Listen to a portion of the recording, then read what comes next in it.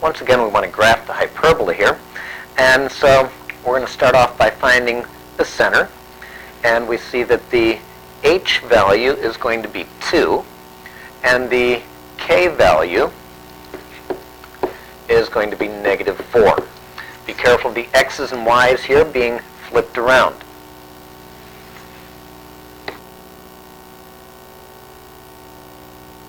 I'm going to mark the center on the graph here at 2, negative 4.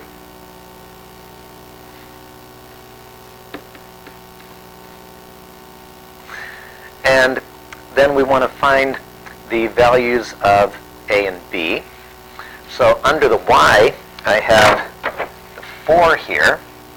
So that's giving me a value of 2.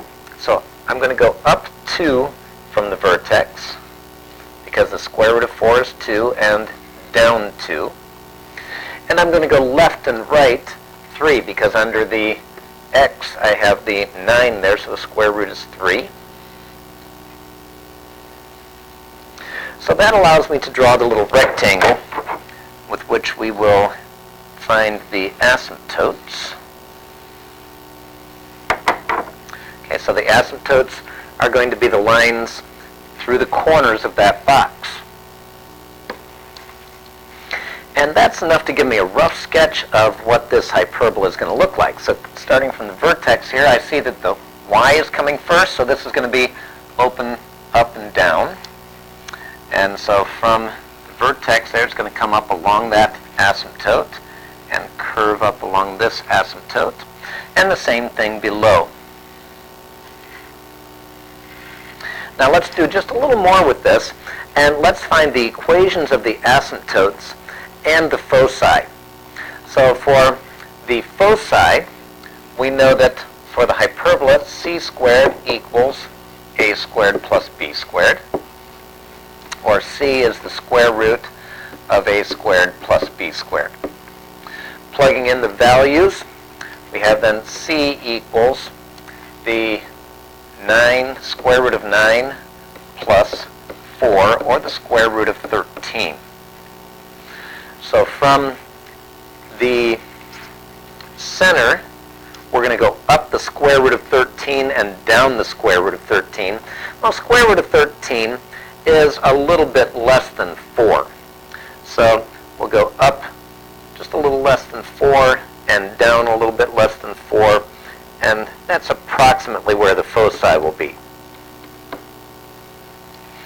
We can give the exact values by adding and subtracting the square root of 13 from the negative 4 of the center point.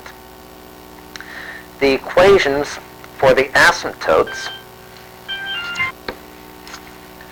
For the equations of the asymptotes, we're going to use that point slope form for equations. We're going to have y minus k equals m.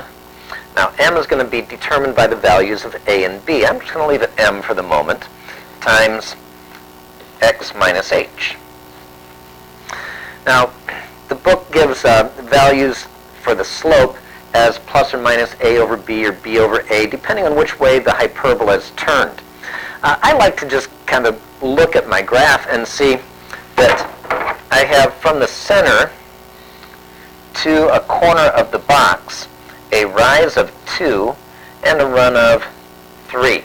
So using my idea of slope being rise over run, I say that the slope's going to be 2/3. So I don't have to worry about what a is and what b is. So we have y